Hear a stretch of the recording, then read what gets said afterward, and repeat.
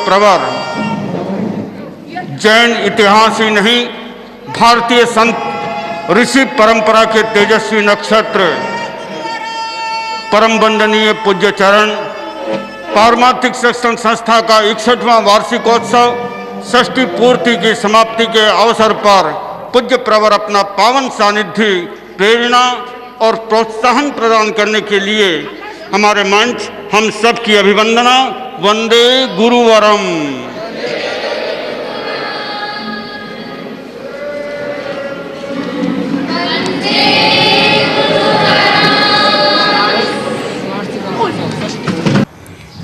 आज सर्वप्रथम मैं परम पूज्य कालुगुणीराज की स्मृति करता हूँ, जिनका आज पुनीत जन्मदिन है।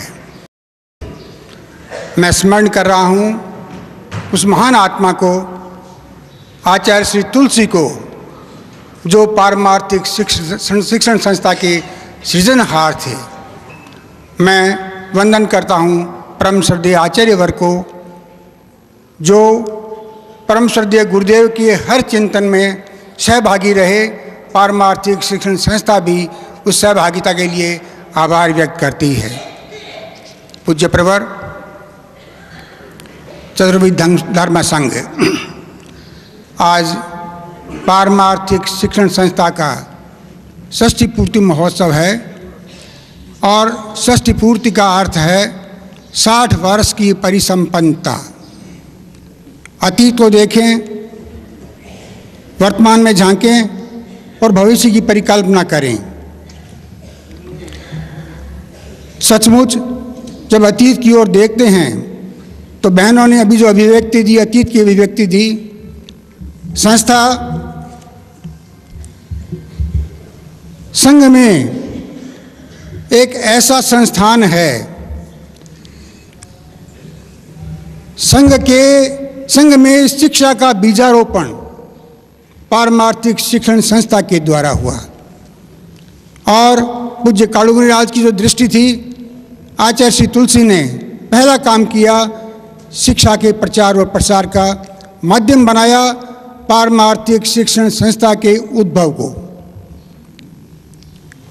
पारमार्थिक शिक्षण संस्था के द्वारा ही संघ में विकास की भूमिका बनी। अनेक बातें पारमार्थिक शिक्षण संस्था के माध्यम से प्रारंभ हुई।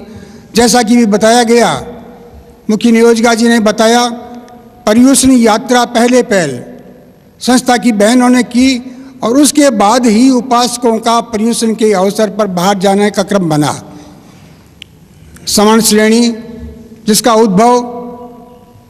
उद्गम स्थल ये पारमार्थिक शिक्षण संस्था है, उसका सारा सिंचन आज भी इसी के द्वारा होता है, पोषण इसी के द्वारा होता है। अब तक पारमार्थिक शिक्षण संस्था के माध्यम से 656 दीक्षाएं हो चुकी हैं, जिनमें 52 साधु, 417 साध्वियाँ, 178 समणियाँ और 9 समण, इन्होंने पारमार्थिक शिक्षण संस्था में अध्ययन करके और उसके बाद संयम जीवन में प्रवेश किया है। साध्वी परमकाश्री जी, आप तो सबकी प्रेरणा हैं। आपने संस्था को शिखरों चढ़ाया है। आज जहाँ भी पारमार्थिक शिक्षण संस्था का प्रश्न आता है, आप सबके लिए एक प्रतीक के रूप में सामने आती हैं। मुख्य नियोजिका जी हमारे सामने हैं, साध्वी राजीमती जी, नगीना जी, जयश्री जी, किन किन का नाम लूँ? कमल जी मास्टर जी यहाँ बैठे, कमल श्री जी मास्टर जी यहाँ बैठे हैं, किन किन का नाम लूँ? ये प्रारंभ की संस्था का उद्भव हुआ तो प्रारंभ की भूमिका में थी। पहले प्रवेश आप सबका हुआ था। मुनि श्री दिनेश कुमार जी मेरे सामने बैठे हैं, आपने भी संस्था में ही अध्ययन किया था। इसी तरह संस्था के माध्यम से तैयार हुई हमारी बहनें आज यूनिवर्सिटी की वाइस चांसलर हैं, समणी मंगल प्रज्ञा जी। आज यूनिवर्सिटी में अनेक लेक्चरर हैं, हेड ऑफ द डिपार्टमेंट हैं, प्रवक्ता हैं और बहुत कुछ। आज पूरे विदेशों में जो समणियाँ काम कर रही हैं, सब संस्था की देन है। तो संस्था का अतीत एक सब वाक्य में कहें तो नए युग का संघ में प्रवेश संस्था के माध्यम से हुआ है। दूसरी बात, वर्तमान की समीक्षा करें तो वर्तमान में संस्था में 44 बहनें हैं गुरुदेव। इनमें 10 बहनें एमए में अध्ययन कर रही हैं, 22 बहनें बीए में अध्ययन कर रही हैं। इतना ही नहीं, इस संस्था में पहले तो लगभग बिना पढ़ी लिखी बहनें आती थी, फिर 4 क्लास 5 क्लास पढ़ी हुई बहनें आने लगी, लेकिन आज संस्था में LLB बहन भी प्रवेश करती है, कोई कंप्यूटर एजुकेशन की पढ़ी हुई बहन है, कोई BE इंजीनियरिंग कर रही है, करके आई है या करती हुई आई है, कोई आर्किटेक्ट बन करके आई है। ऐसी ऐसी संस्थाएं आज बहनें संस्था में आ रही हैं। संस्था का अंतरंग पक्ष, अंतरंग व्यवस्था समणी जी के हाथ में है, समणी जी नियोजिका जी मधुर प्रज्ञा जी के हाथ में है, और बहिरंग पक्ष श्रावकों के हाथ में है। एक बड़ी बात, गुरुदेव की परिकल्पना कितनी सुंदर थी कि आज संस्थाओं में चुनाव होते हैं, कितने झंझट होते हैं। पारमार्थिक शिक्षण संस्था में न किसी की सदस्यता है और न कोई चुनाव होता है, न इसका कोई प्रचार प्रसार होता है कि संस्था में क्या हो रहा है, न कोई विज्ञापन होता है। लेकिन एक विरल स्थान ऐसा है, संस्थान ऐसा है जहां संघर्षों को स्थान नहीं। आज की स्थिति यह है कि संस्था में जो स्थितियां सामने आती हैं, संस्था बिल्कुल अछूती है। वो केवल आपकी दृष्टि के आधार पर सारा संचालन होता है। एक तरह से कहें तो ये धर्म संघ की रीढ़ है, क्योंकि सारा संपोषण पारमार्थिक संस्था के द्वारा होता है।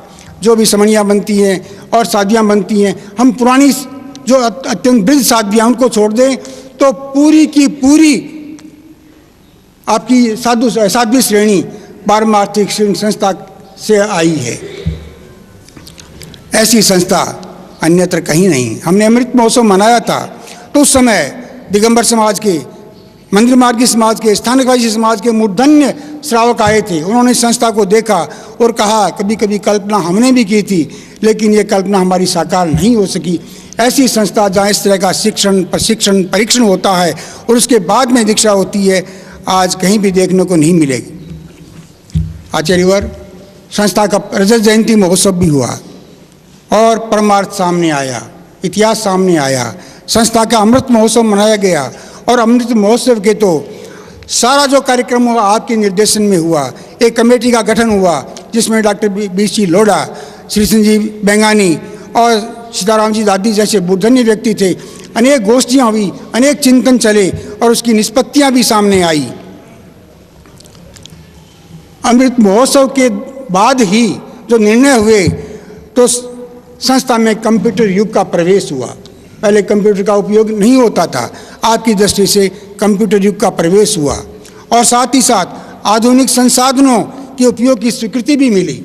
जैसे जिम, बहनों के लिए जो जिम की आवश्यकता थी, स्वास्थ्य के लिए जिम के उपकरण आए, एक्यूप्रेशर के उपकरण आए, TV, VCR, लैपटॉप आदि सब उपकरण हमारे साथ आए, हमारी संस्था में आए। प्रदर्शनी के द्वारा कलात्मक रूप भी हमारे सामने आया। इसी तरह आचार संहिता और नियमोपनियम की पूरी समीक्षा हुई और नया रूप सामने आया। उस समय पूज्यवर की कई दृष्टियां हमें प्राप्त हुई थी। पूज्यवर वो दृष्टियां क्रियान्विति की अपेक्षा रखती हैं जो पूरी नहीं हो सकी। आपके शब्दों में मैं निवेदन करूं आपको, संस्था की जो आंतरिक व्यवस्था है उसके संदर्भ में समग्रता से पुनर्चिंतन हो।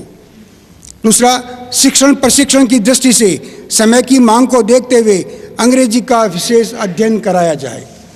तीसरा, बहनों के स्वास्थ्य परीक्षण की नियमित व्यवस्था हो।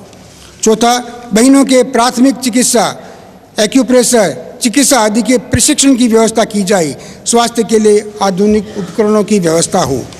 संस्था के लिए 5 वर्षीय योजना बनाई जाए। मनोवैज्ञानिक दृष्टि से बहनों की प्रकृति का अध्ययन हो, प्रकृति परिष्कार के लिए प्रयोग हो कि किस प्रकार उसका परिवर्तन हो सकता है, इस पर विशेष ध्यान दिया जाए। संस्था के पाठ्यक्रम को अपेक्षा अनुरूप ठोस बनाया जाए। ब्राह्मी विद्यापीठ को शोध केंद्र के रूप में विकसित किया जाए। बहनों के साधना पक्ष को प्रबल किया जाए। गुरुदेव, आपके ये जो बिंदु थे, दृष्टि थी आपकी, अब जबकि संस्था का षष्ठी पूर्ति महोत्सव मनाया जा रहा है और आप लाट में पधार रहे हैं, अब अवसर है कि इस अवसर पर आप समग्रता से वहाँ चिंतन कराएं। काफ़ी समय आप केवल संस्था को प्रदान कराएं और इन विषयों पर चिंतन करके इन्हें क्रियान्वित करने का अवसर दिया जाए। गुरुदेव, अति संक्षेप में कर रहा हूँ, 60 वर्ष का इतिहास है गुरुदेव, छोटी सी बात है। अब भविष्य की बात आती है। वर्तमान में जैसा कि बताया गया, वर्तमान में बहनें विभिन्न दिशाओं में बनना चाहती हैं। इन्होंने पूरी समीक्षा करके एक पूरी सूची बनाई है कि किसकी किस विषय में रुचि है और उनको उस रुचि को किस प्रकार आगे बढ़ाया जा सकता है, इनकी साधना करवाई जा सकती है। बहनें बहुत प्रबुद्ध बहनें हमारे पास हैं। सबसे बड़ी बाधा जो आती है, इनकी बंधी हुई दिनचर्या है। अनेक बार हम नए प्रयोग करना चाहते हैं, नई विधा शुरू करना चाहते हैं, तो एक ही बात आती है कि हमारी दिनचर्या ऐसी है कि समय ही नहीं मिलता और समय के अभाव में सब कुछ रह जाता है। इन पर चिंतन बाद में। हाँ, आज साधु श्री राजीमती जी वहाँ विराज रहे हैं। गुरुदेव, ये बहनें बैठी हैं। पहले 51 दिन का प्रवास आपकी कृपा से हुआ था, अभी 15 दिन का आदेश है। अभी बहनें इतनी हंसती खिलती रहती हैं, आश्चर्य होता है कि जो बहनें ऐसे मतलब चेहरे पर मुस्कान भी नहीं देखते थे, आज बड़ी हंसती खिलती दिख रही हैं और हर बहन दिल खोल कर उनसे बात करती है, छोटी से छोटी बात उन्हें निवेदन करती है और वहाँ से संयम और साधना का सही दिशा बोध मिलता है, समाधान मिलता है। सचमुच जिस माँ की अपेक्षा थी, गुरुदेव हमेशा फरमाते हैं संस्था के लिए एक माँ हो, आज वे साधु राजीमती जी माँ का दायित्व निभा रही हैं। गुरुदेव, ऐसी ही माँ संस्था की बहनों को मिले, बराबर उनका मार्गदर्शन मिलता रहे, सानिध्य मिलता रहे, ये अपेक्षा है। और मेरी अंतिम बात, गुरुदेव, अभी बहनों ने एक मांग रखी, छोटी सी मांग, सिर्फ छोटी सी मांग जो आपको पूरी करनी है, आज करें चाहे बाद में करें। आज बिराजो, ताल मत करो। गुरुदेव फरमाएंगे, सबके लिए फरमाएंगे। गुरुदेव, ये कालुगुणी राज का जन्मदिन है आज और संस्था का षष्ठी पूर्ति दिवस है और आपके हाथ इतने लंबे हैं कि आप किसी को खाली हाथ भेजते ही नहीं हैं। जब मृत्युमनु को सहस्रपति बनाया जा सकता है, तो क्या इन बहनों की छोटी सी मांग भी पूरी नहीं करेंगे आप? गुरुदेव, ये बहनें क्या चाहती हैं? सिर्फ इतना चाहती है कि आप इतना फरमा दो, जिनको भी चाहो सब बहनें तैयार हैं। आज इस अवसर पर जिन बहनों को आप चाहें, सूची दी हुई है युवाचार्य के पास है, उनमें उनको दीक्षा का आदेश हो। बहनें तो यहाँ तक कहती हैं हमें प्रतिक्रमण का आदेश दे दीजिए। गुरुदेव, चाबी तो हाथ में, आपके हाथ में रहेगी। इनको चाहे फरमा दिया आपने दीक्षा का आदेश, कहाँ कराना है, कौन सी दीक्षा करानी है, कब करानी है, ये चाबी तो आपके हाथ में रहेगी। लेकिन आज इनको कुछ न कुछ उपहार तो आपको देना चाहिए, ये सबकी मांग है। और इतने दयालु कृपालु आप हैं, संभवतः खाली हाथ कोई नहीं लौटेगा। ये बहनें हंसती खिलती नाचती कूदती जाएंगी, इसी विश्वास के साथ आम और हम। संस्था की उपलब्धि संघ महानिदेशिका साथी प्रमुखा कनक प्रभा जी। भाई और बहनों, आज फाल्गुन शुक्ला द्वितीया का दिन फुलरिया दूज का दिन कहलाता है। आज के दिन पूज्य कालुगुणी का जन्म हुआ और उसी श्रृंखला में पारमार्थिक शिक्षण संस्था का जन्म हुआ, अनुव्रत का जन्म हुआ। इस दिन के साथ अनेक इतिहास जुड़े हुए हैं। पारमार्थिक शिक्षण संस्था दुनिया की विलक्षण संस्था है। हमने संस्था का अतीत सुना, वर्तमान के बारे में सुना और भावी योजनाएं भी सुनी और सबको ऐसा लगता है कि यह वास्तव में ही यह संस्था अद्वितीय है, यूनिक है। आप सब लोग जानते हैं कि इस दुनिया में जितने भी कार है वे सब यूनिक होती है, यानी उनके नंबर आपस में मिलते नहीं हैं, हर कार के नंबर अलग अलग है। तो ऐसा मानना चाहिए कि केवल तेरापंथ में नहीं, जैन समाज में शिक्षण संस्थाओं में या पूरे भारत में या पूरी दुनिया में पारमार्थिक शिक्षण संस्था अपने ढंग की एक संस्था है, इसलिए इसे अद्वितीय संस्था, विरल, मौलिक या यूनिक संस्था कह सकते हैं। यूनिक बनने के लिए क्या किया जाता है? तो जैसा कि मैंने भी बताया, कार के नंबर यूनिक होते हैं, अपने अपने होते हैं। तो कार शब्द से 3 शब्द निकलते हैं, CAR, चेंज द चेंजेबल, जो परिवर्तनीय को परिवर्तन की ताकत रखता है वह यूनिक बन सकता है। दूसरा शब्द है एक्सेप्ट द अनचेंजेबल, जो शाश्वत को स्वीकार करने की क्षमता रखता है वह यूनिक बनता है। और तीसरा शब्द है remove your self from the unacceptable, जो अस्वीकरणीय है उससे अपने आप को जो हटाने की क्षमता रखता है वह यूनिक बनता है। तो इस दृष्टि से पारमार्थिक शिक्षण संस्था यूनिक है और भविष्य में भी यूनिक बनी रहेगी। इसके लिए इसके व्यवस्थापक और स्वयं मुमुक्षु बहनें भी जागरूक रहेगी। आप सब जानते हैं कि पारमार्थिक शिक्षण संस्था कभी एक स्वप्न के रूप में रही है। आचार्य तुलसी ने एक सपना देखा, उनका सपना फलीभूत हुआ और संस्था अस्तित्व में आ गई। तेरापंथ धर्म संघ विकासशील धर्म संघ है और विकास के 3 सोपान है, कल्पना शक्ति, निर्णय शक्ति और परिष्कार की शक्ति। तो आचार्य श्री ने और गुरुदेव ने मिलकर एक कल्पना की, उसके आधार पर निर्णय लिया और पारमार्थिक शिक्षण संस्था की स्थापना हुई। और 60 वर्षों का इतिहास है कि समय समय पर संस्था की गतिविधियों में निरंतर परिष्कार होता रहा है, इसलिए यह संस्था भी विकासशील बनी हुई है। आज की जो नई पीढ़ी है वह हार्ड और नॉन स्टॉप वर्किंग में विश्वास करती है। कठिन श्रम करो, बिना रुके श्रम करो। लेकिन जब इस पीढ़ी के सामने यह प्रसंग आता है कि तुम लोग क्रिएटिव बनो, सृजनात्मक बनो, तो इस पीढ़ी का प्रश्न होता है कि आखिर यह सृजन है क्या। तो भौतिक क्षेत्र में शायद सृजन की परिभाषा मिले या नहीं, पर अध्यात्म के क्षेत्र में सृजन की सबसे सुंदर परिभाषा यह मानी जाती है कि जहां जिस क्रिया से आनंद का उद्भव होता है वह सृजन है।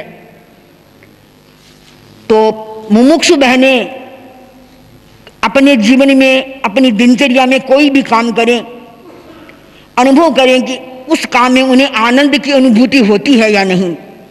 पढ़ना हो, लिखना हो, सीखना हो, चितारना हो, ध्यान करना हो और कुछ भी करना हो, अगर भीतर से आनंद की अनुभूति होती है तो मानना चाहिए कि वे सृजन के रास्ते पर है, उनमें सृजनात्मक चेतना है और वे अपनी सृजनात्मक चेतना के आधार पर नए व्यक्तित्व का निर्माण कर सकती है। तो आज जबकि षष्ठी पूर्ति का दिन है, परम पूज्य आचार्यवर और श्रद्धेय युवाचार्यवर पारमार्थिक शिक्षण संस्था को, उसके व्यवस्थापकों को कोई ऐसा विशेष मार्गदर्शन देंगे जिससे संस्था आज तक यूनिक रही है और भविष्य में भी यूनिक बनी रह सके और संस्था में विकास के नए क्षितिज उद्घाटित हो। आज बहनों ने अभी सामूहिक रूप से प्रतिक्रमण का आदेश प्राप्त करने की प्रार्थना की, तो मुझे अपने अतीत की स्मृति हो आई। गणाधिपति गुरुदेव कलकत्ता का प्रमाण संपन्न कर राजस्थान पधार रहे थे, बीच में सम्मेद शिखर पधारे और उस शिखर पर कार्यक्रम था। उस कार्यक्रम में संत बोले, साध्वियाँ बोली, भाई भी बोले। बहनों की ओर से किसी का प्रतिनिधित्व नहीं हुआ, तो गुरुदेव ने संकेत किया कि कोई बहन भी बोलनी चाहिए, तो मुझे बोलने का मौका मिला। अब मैं क्या बोलती, एक बात मैंने प्रस्तुत की कि सम्मेद शिखर 20 तीर्थंकरों की निर्वाण भूमि है और संयोग ऐसा था कि उस समय पारमार्थिक शिक्षण संस्था में 21 बहनें थी। 21 बहनों में एक बहन को प्रतिक्रमण का आदेश पहले से हो चुका था। तो मैंने अपने लिए नहीं 20 बहनों के लिए प्रार्थना की कि हम 20 बहनें हैं और यह 20 बहनों की निर्वाण भूमि है, इसलिए आज यहाँ 20 बहनों को प्रतिक्रमण का आदेश मिलना चाहिए। गुरुदेव ने फरमाया, इतनी बहनों को एक साथ आदेश कैसे दिया जा सकता है? तभी सभा में कोई व्यक्ति बैठा था, मुझे पता नहीं वह व्यक्ति कौन था। उसने कहा, सबको नहीं तो कम से कम जो बोलती है उसको तो आप आदेश दे दीजिए। और मेरा इतिहास बन गया। वहाँ गुरुदेव ने कृपा कर मुझे प्रतिक्रमण सीखने का आदेश फरमा दिया। तो गुरुदेव बहनें आज षष्ठी पूर्ति के अवसर पर दीक्षा के नहीं प्रतिक्रमण का आदेश करने की प्रार्थना कर रही है। तो यह तो आचार्यवर और आचार्यवर चिंतन कराएंगे कि कितने बहनों को आदेश देना है, लेकिन कुछ न कुछ आज इनको मिलना चाहिए षष्ठी पूर्ति के अवसर पर। इसी भावना के साथ ज्योतिपुंज पूज्य गुरुदेव आचार्य प्रवर के चरणों में सभक्ति वंदना। पारमार्थिक शिक्षण संस्था परिवार, बंधुओं बहनों, फाल्गुन शुक्ला द्वितीया का दिन महामना पुण्यवान आचार्य तेरापंथ के अष्टम नाथ पूज्य कालूगणी की स्मृति हो रही है। ऐसे हमारे संघ के अष्टम नाथ थे और यों मेरा कोई सीधा संबंध पूज्य कालूगणी के साथ नहीं है, परंपरित संबंध हैं। कालूगणी के द्वारा दीक्षित सुशिष्यों और उनके उत्तराधिकारियों के साथ निकट का संबंध अवश्य है। गुरुदेव तुलसी और पूज्य गुरुदेव श्री महाप्रज्ञ, इसलिए कालूगणी के साथ कोई सीधा मेरा शिष्यत्व का संबंध नहीं बैठता है। पर एक बात मुझे यदा कदा कुछ सोचने के लिए, कुछ बताने के लिए प्रेरणा देती है कि मैंने जो दीक्षा लेने का निर्णय किया था उसमें किसी न किसी रूप में कालूगणी का योग है। क्योंकि मैंने दीक्षा लेना है, यह अंतिम निर्णय भाद्रव शुक्ला छठ के मध्याह्न में किया था और वह दिन कालूगणी की पुण्यतिथि का दिन और आनुमानिक स्मरण के आधार पर मैंने कालूगणी का जप किया था। जप के बाद चिंतन शुरू किया और उसके चिंतन के अनंतर मैंने यह निर्णय किया था, मुझे साधु बनना ही है, साधु बनना है। अब मैं नहीं कह सकता कोई मेरा ही क्षयोपम था या साथ में कोई ऊपर विराजमान कोई कालूगणी की कोई अंतर में प्रेरणा प्राप्त हुई थी। मैंने जिसका मन यह था कि दीक्षा नहीं लेना, उस व्यक्ति ने दीक्षा लेने का निर्णय किया था। तो इसलिए मुझे पूज्य कालूगणी इस रूप में उपकारी के रूप में भी याद आ रहे हैं। और कालूगणी का तो महान अवदान यह है कि एक आचार्य के हाथ से दीक्षित या मुखारविंद से दीक्षित दो सुशिष्यों का उनके ठीक बाद अनंतर परंपर रूप में तेरापंथ के उत्तराधिकारी के रूप में प्राप्त होना और वह भी युग प्रधान आचार्यों के रूप में प्राप्त होना, यह अपने आप में कालूगणी के लिए भी विशिष्ट बात है और हमारे लिए स्मरण के लिए विशिष्ट बात हो जाती है। फाल्गुन शुक्ला द्वितीया का दिन पारमार्थिक शिक्षण संस्था के साथ भी जुड़ा हुआ है और पारमार्थिक शिक्षण संस्था हमारे साधु साधियों या समण श्रेणी की दृष्टि से उसे कामधेनु तो पूरा कहा जाए अथवा न कहा जाए, क्योंकि कामधेनु तो जितना चाहे उतना दूध दे दे, तो उतना दूध तो अभी नहीं मिल रहा है जितना चाहे उतना, फिर भी आय वहाँ से हो रही है। स्रोत अभी पारमार्थिक शिक्षण संस्था एक मध्यम स्रोत बना हुआ है, जहाँ ट्रेनिंग प्राप्त कर, शिक्षण प्राप्त कर मुख्यतया समणिया साध्वियाँ बनती हैं और कभी कभी बैरागी भाई भी साधु के रूप में या समण के रूप में प्राप्त होते हैं। पारमार्थिक शिक्षण संस्था ने विकास किया है, बौद्धिक विकास का स्तर भी बढ़ा है। एक समय वह रहा होगा जब अनपढ़ सी बाइयाँ शिक्षण संस्था में होती थी। मैंने तो नहीं देखा उस जमाने को, परंतु आज हम देखते हैं कुछ कुछ बाइयाँ कितनी एक प्रबुद्ध लग रही है, बोलने में भी उनमें कुछ दक्षता लग रही है और आधुनिक उपकरणों को भी जानने वाली लग रही है। कुछ तो युग का अपना विकास है, कुछ बाइयों का भी विकास है, तो विकास हुआ है।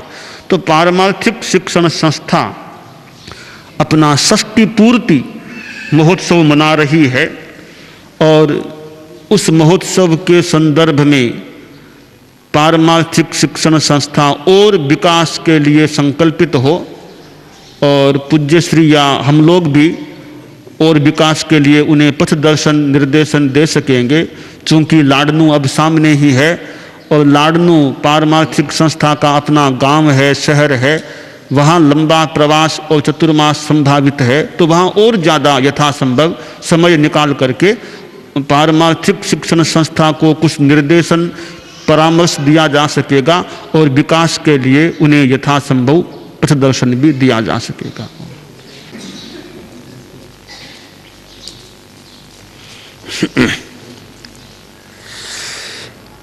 नमो अरहंताणम, नमो अरहंताणम, नमो अरहंताणम।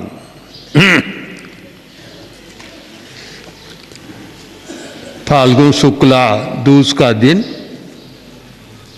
फुलेरिया दूज और पूज्य कालूगणी का जन्मदिन।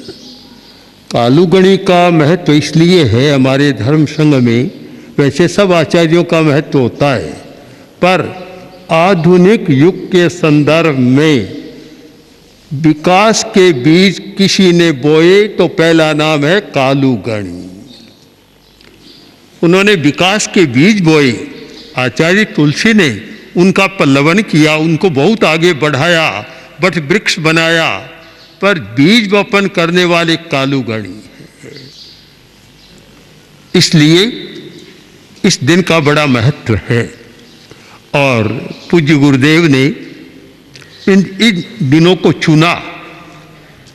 इसके आसपास विक्रम संवत 2004 के आसपास जो पूज्य कालूगणी द्वारा उक्त बीज थे उनका पल्लवन शुरू किया।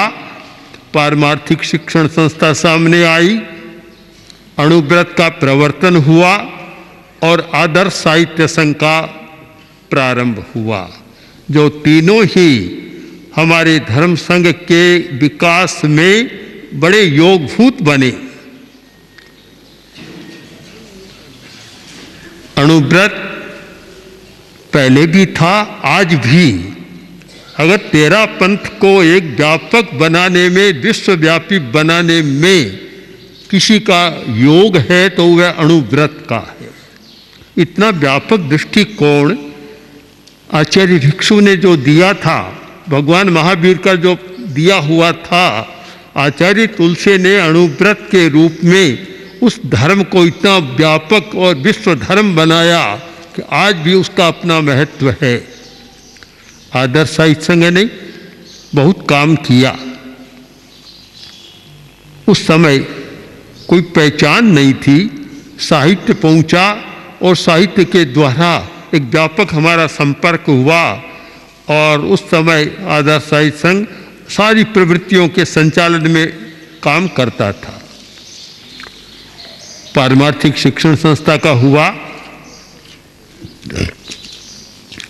इन सब के पीछे जो मैं देख रहा हूं, मैं संस्थाओं को नहीं देख रहा हूं, इनके बारे में बहुत कहा जा चुका है।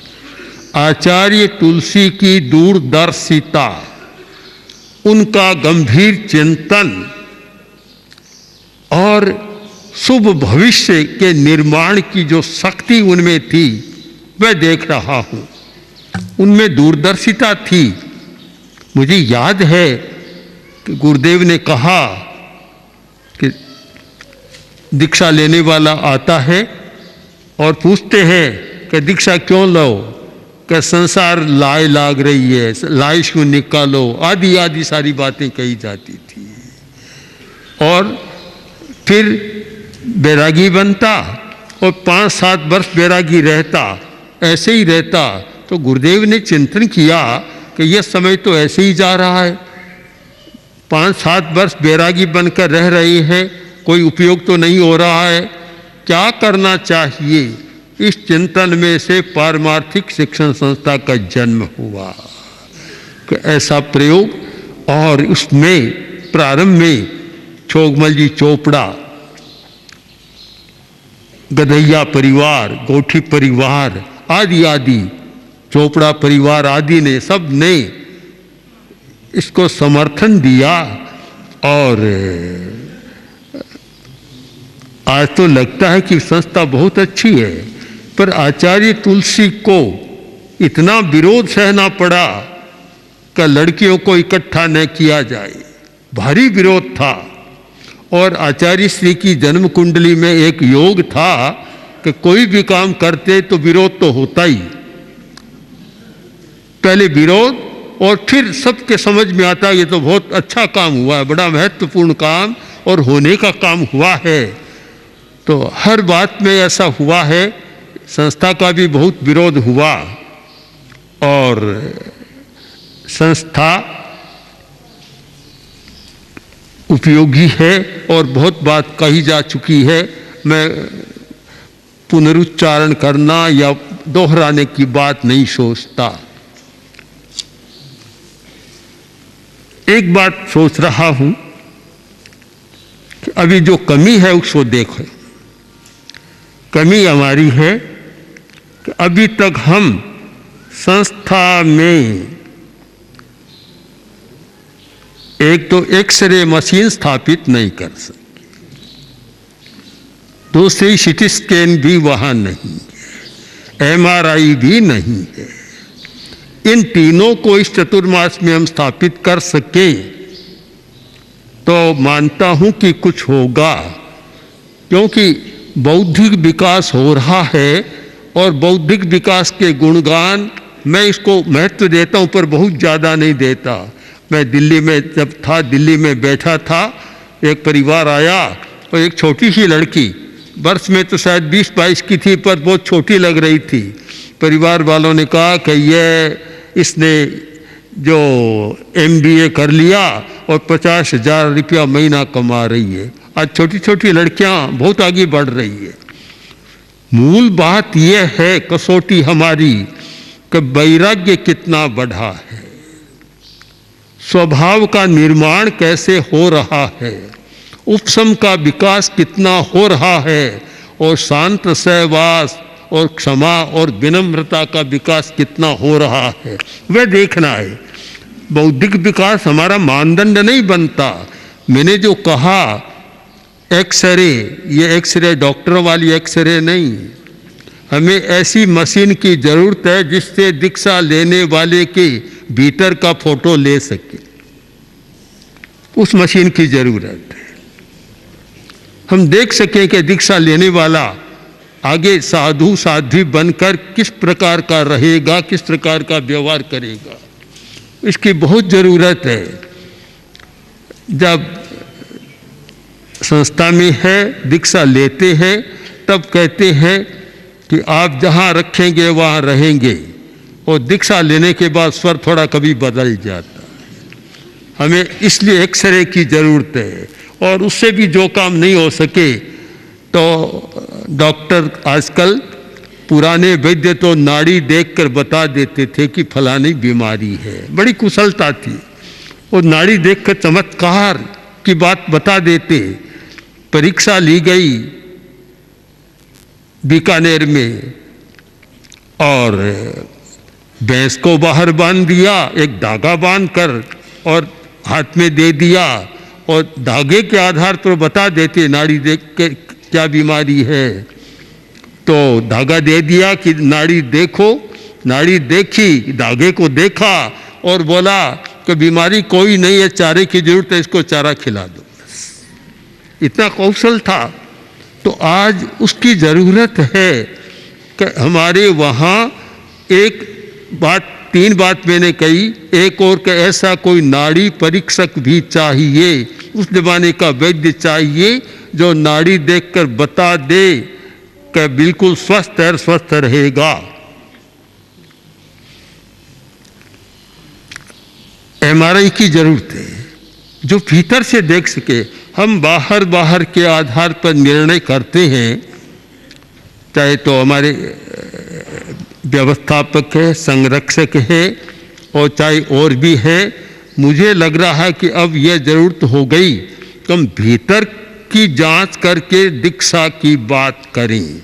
अभी दीक्षा की बात चली, दीक्षा देनी हो तो सबको दे दो, पर जो हमारा चिंतन हो रहा है उस चिंतन में है कि पूरी जांच के बिना एक एक व्यक्तिगत जांच और जांच के द्वारा, जैसा मैंने कहा कि ये 4 हम चतुर्मास में कैसे स्थापित कर सकें, चारों करना है कि नाड़ी देखना भी है, एक्सरे भी करना है, सीटी स्कैन का प्रयोग भी करना है और फिर एमआरआई का प्रयोग करके पूरी जांच हो जाए कि बस अब बिल्कुल ठीक है, तो फिर हम दीक्षा की बात करें।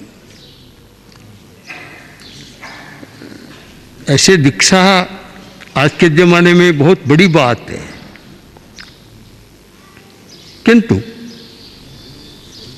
वैराग्य कितना परिपक्व हुआ है आज के रागात्मक वातावरण में और रागात्मक दुनिया में जीना, चाहे साधु हो साध्वी हो, बहुत कठिन काम है।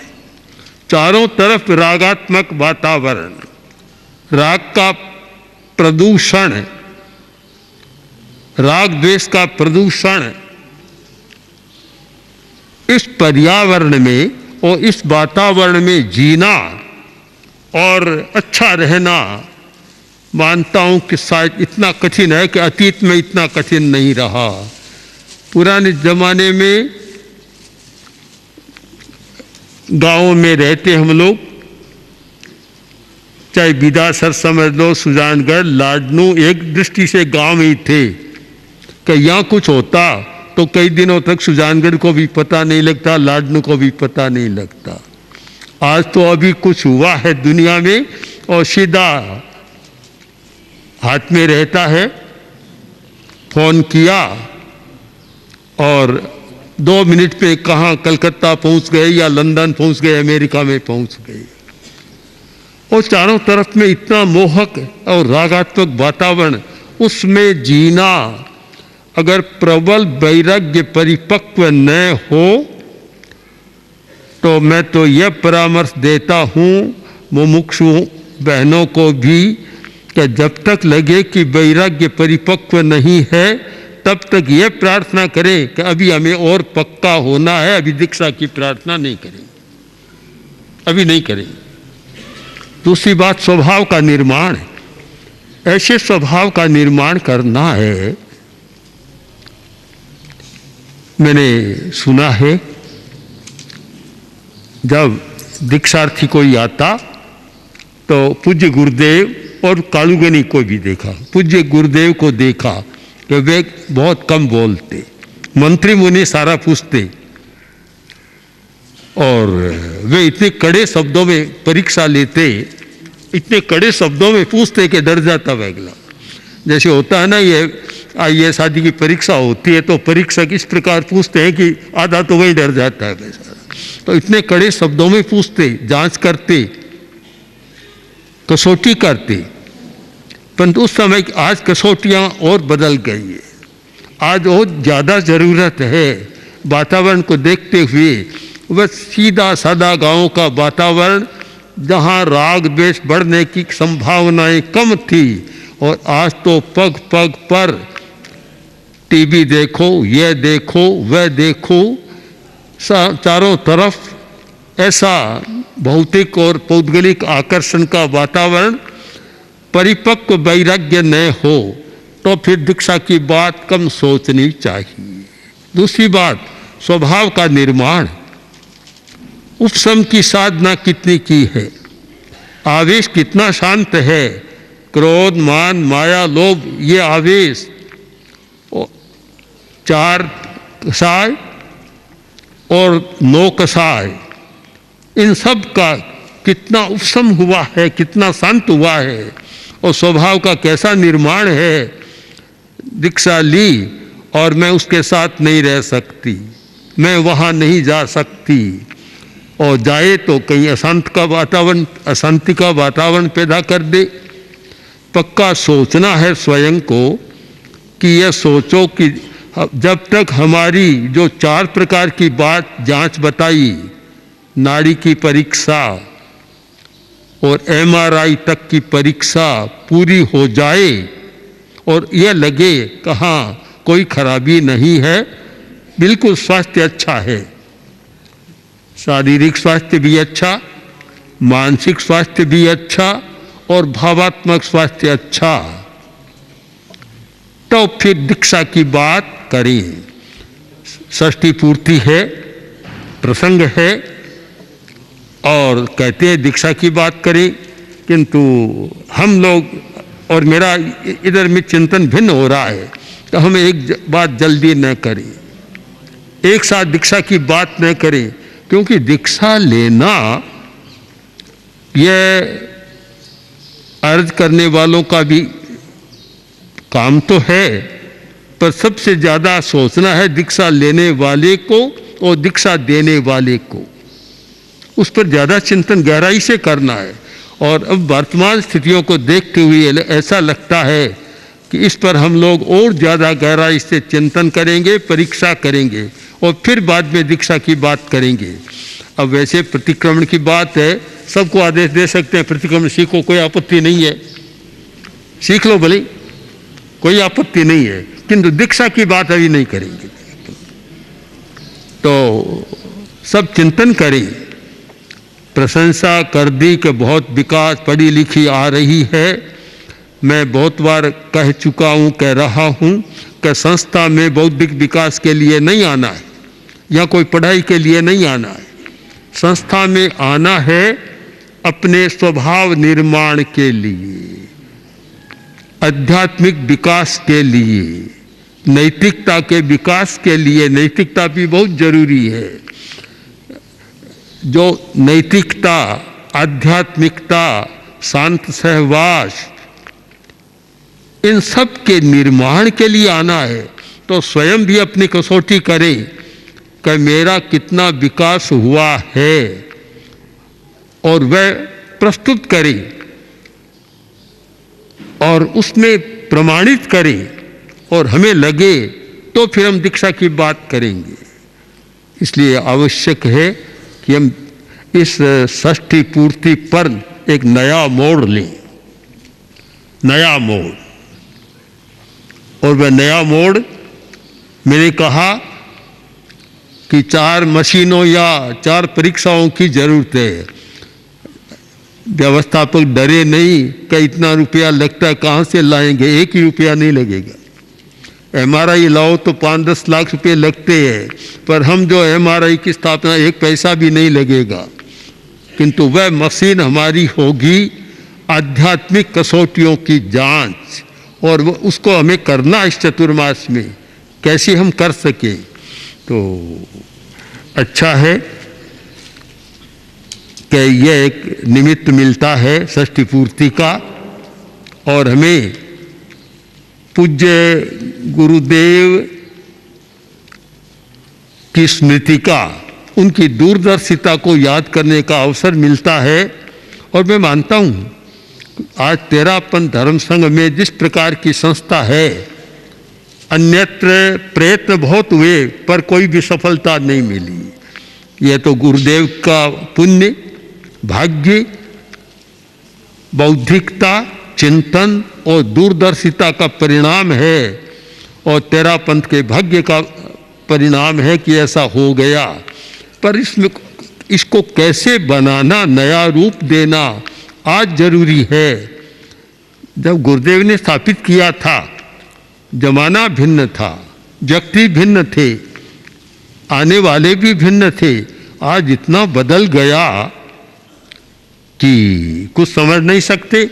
आज का जमाना तो ऐसा हो गया कि बहुत बार ऐसा होता है कि सामने व्यक्ति दर्शन करता है और फिर चला जाता है तो संतों से पूछते कौन बाई थी, भाई था, ये कौन था। जहाँ इतना एक जमाना बदल गया कि पहचान भी बड़ी मुश्किल हो गई है, क्या लड़की थी या लड़का था, बड़ा कठिन हो गया। ऐसे वातावरण में आज बहुत आवश्यक है और हम आचार्य भिक्षु द्वारा प्रदत्त अनुशासन, व्यवस्था और मर्यादा और तेरा पंथ की अपनी सुषमा गरिमा रही है और अलग पहचान सारी दुनिया में आज भी है, उसे तभी विकसित कर सकते हैं जब बौद्धिक विकास के साथ हमारा मानसिक विकास और भावात्मक विकास तीनों संतुलित हों। और अब बौद्धिक विकास नहीं फिर ध्यान दे ले, यह राजी नहीं होना है कि बहुत बौद्धिक विकास कर लिया है। तीनों का संतुलन, बौद्धिक विकास और मानसिक विकास और साथ साथ सबसे बड़ा भावात्मक विकास, अपने पर नियंत्रण, अपने कसायों पर नियंत्रण, ये तीनों का संतुलित विकास हो जाए तो मानना चाहिए कि अब MRI हो गई और अब स्वस्थ है, इसको विकसित किया जा सकता है। तो बहुत अच्छा हुआ, आयोजन हुआ, बहुत सारी बातें बताई गई। मैं कुछ भीतर भी सुन रहा था और कुछ नहीं भी सुन रहा था, किंतु बहुत देर तक चला, लंबा चला और बहनों ने भी अपनी प्रस्तुतियाँ की। अच्छा है, उत्साह है, होना चाहिए, पर इस उत्साह को अब नया मोड में बदलें। यह एक संकल्प करें कि षष्ठी पूर्ति के अवसर पर हमें नए मोड का विकास करना है। आचार्य तुलसी ने 13वीं शताब्दी के अवसर पर नए मोड का प्रवर्तन किया था। अब संस्था को भी नए मोड का प्रवर्तन करना है। आचार्य तुलसी ने किया तो बहनों के घूंघट उतर गई। अब संस्था में घूंघट तो है नहीं, पर घूंघट है कैसे नहीं, बाहर का नहीं तो भीतर का तो अभी है ही, उसको कैसे उतार सकें और कैसे बदल सकें। तो अगर यह नया मोड करने में हम सफल हों तो शायद इस दिन को एक आयोजित करने का एक सार्थक प्रयत्न मानता हूँ। ओम। आज के इस प्रसंग के साथ जुड़ी हुई एक विशिष्ट हस्तलिखित पत्रिका अर्पण।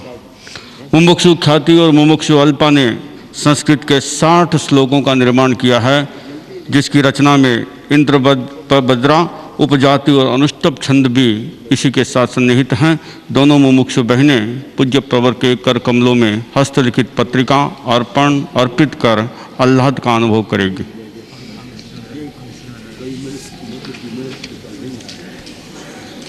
सन 1949 1 मार्च का वह दिन, जिस दिन पारमार्थिक शिक्षण संस्था का जन्म हुआ और अणबत आंदोलन का सूत्रपात का शुभारंभ हुआ। 1 मार्च आचार्य श्री महाप्रज्ञ की पावन सन्निधि में दीक्षा समारोह तो है ही, लेकिन साथ ही अणबत आंदोलन का भी एक जन्म दिवस के रूप में योजित है। ये 2 दिवसीय कार्यक्रम 1 मार्च और 2 मार्च को पूज्य प्रवर की पावन सन्निधि में होगा। इस बात की जानकारी मैं आपको दे रहा हूँ।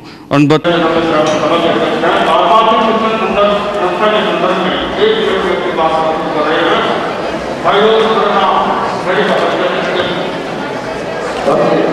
ये पुस्तक अपने क्षेत्र से पूरी तरह में प्रवेश करेंगे। इस मंगल अवसर पर हम मंगल कामना करते हैं। इस संस्था की तरफ से बढ़ाती है। इस अवसर पर एक आंशिक अनुदान के रूप में बेलापुर सभा के अनुदान की घोषणा करती है। हम बेलापुर सभा संस्था उज्ज्वल भविष्य की कामना करते हैं।